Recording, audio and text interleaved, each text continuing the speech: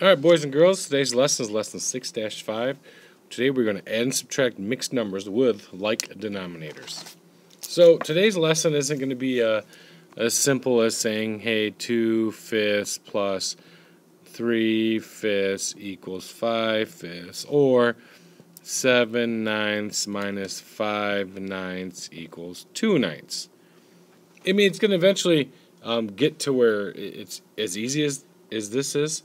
But at first it's going to be a little bit trickier to understand this. But I'm going to show you two different ways to add and subtract mixed numbers with like denominators.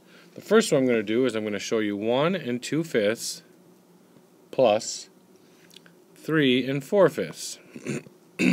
Okay, there's two ways you could do it.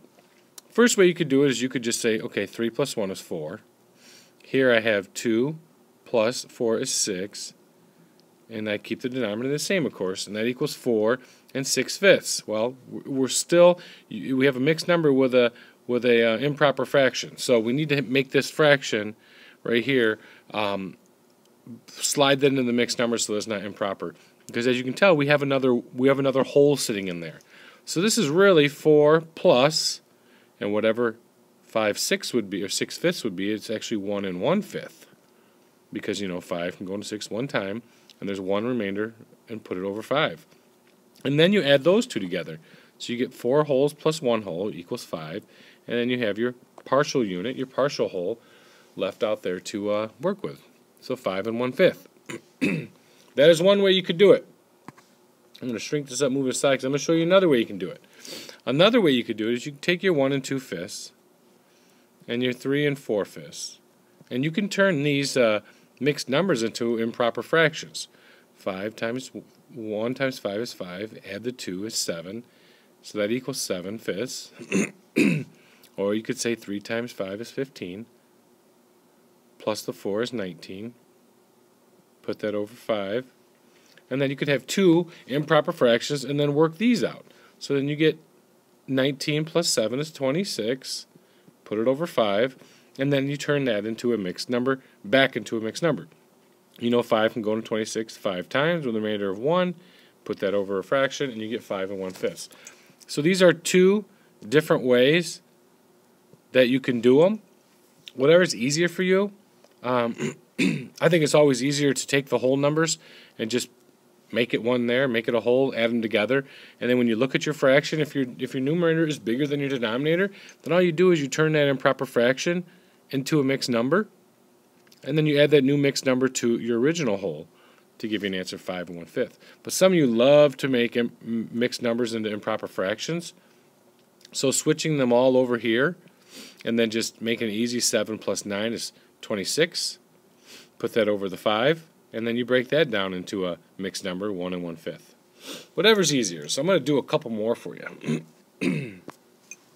I want to do 3 6/8 plus 2 5/8.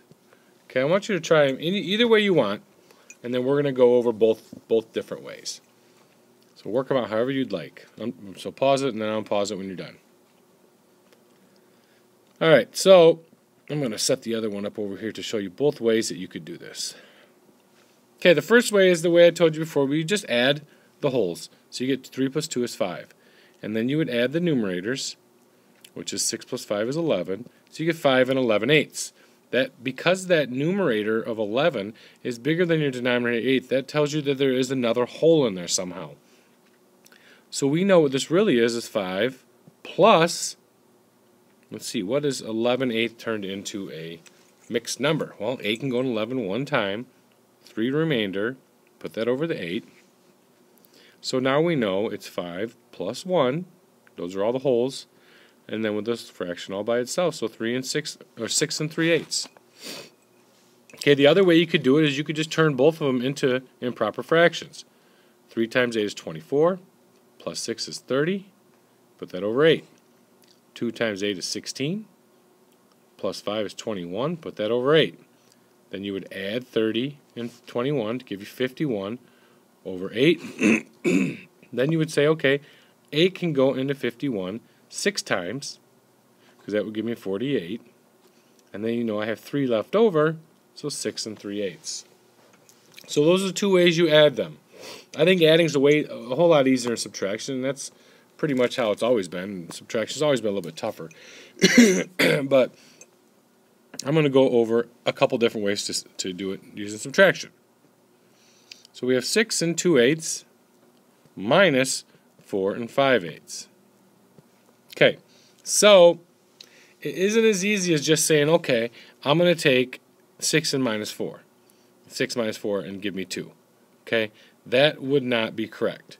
Because in subtraction, you always start from the right. And because of that, we have to start with the fractions. We have to figure out how these fractions can be done. Okay, so can I take 2 minus 5? You cannot. So this is where you ungroup things. So I'm going to turn 6 2/8 into 5 plus 8/8, because that 8/8 is my sixth whole. But I want to make it to where I can put the 2 together. Plus the 2/8 I have sitting there. So now I get 5 10/8. Now my numerator is bigger than this 5. So because of that, I can actually subtract now. So now I'm going to subtract my 4 5/8. So I'm going to take 10 minus 5 to give me 5, and of course my 8 stays the same. I'm going to take 5 minus 4 is 1. So 1 5/8. Okay, that is one way you could do it. Okay, there's a lot of work in that, but the most important thing is you need to understand is this 8/8 is equaling the other one that I took off, the other whole.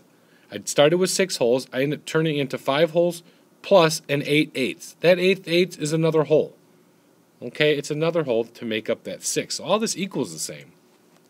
So I'm going to show you another way. 6 2/8 minus 4 5/8. This is the way that I think a lot of you are going to like to do it. Might be a little bit more work in it, but you're going to turn these mixed numbers into improper fractions. 6 times 8 is 48, plus 2 is 50 over 8. Here we have 4 times 8 is 32, plus 5 is 37, 37/8. And then what you do is you would subtract. 50 minus 37 is 13. Put that over 8. And then you turn it into your mixed number. You know 8 can go into 13 one time with a remainder of 5. Put that over the 8. So, I don't know. If I look at these back and forth, I might actually prefer to do it this method. So I almost kind of like that a little bit better. But, okay, let me give you one more for subtraction. Let's do 4 1/5. I don't know why I'm having trouble writing today. 4 1/5. That does not belong there. Minus 1 3/5. So before we have to decide if we need to ungroup it, you're going to look at the most important thing to look at are the numerators. Can I subtract 3 from 1? All of you should know, no, I can't, because it'll give me a negative number. So that's where we have to regroup or ungroup here. Sorry, ungroup. That means we're going to take apart this whole of 4, and we're going to turn it into a 3. So actually, I'm going to do this one with you, and then I'm going to have you do one on your own, because I don't think we're ready to do them on our own just yet. So I'm going to ungroup it. So I'm going to make this a 3, and then a 5/5, 3 plus 5/5, plus my 1/5. Okay, you see what I did there? 3 plus 5/5 is actually 4. Okay, right there. 3 plus 5/5 is 4. And if I put my 1/5 back on, I'm back to my 4 1/5. But I'm trying to ungroup it. I'm trying to get my numerator to be bigger than this 3. So 3 plus 5/5 plus 1/5. So I get 3 equals 3 plus 3 6/5. Now I can subtract 3/5 from 6/5, because that number is now, the top numerator is now bigger than the smaller numerator. So I can go 6 minus 3 is 3, so 3/5, and the 3 minus 1 is 2. So 2 3/5 is my answer. I'll show you the other method that I think you're going to end up liking better.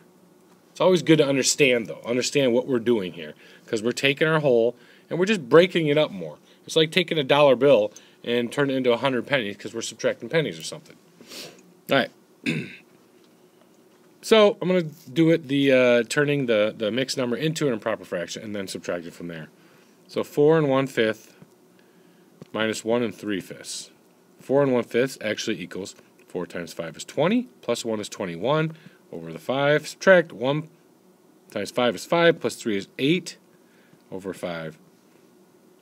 That gives me 21 minus 8 is 13, over 5.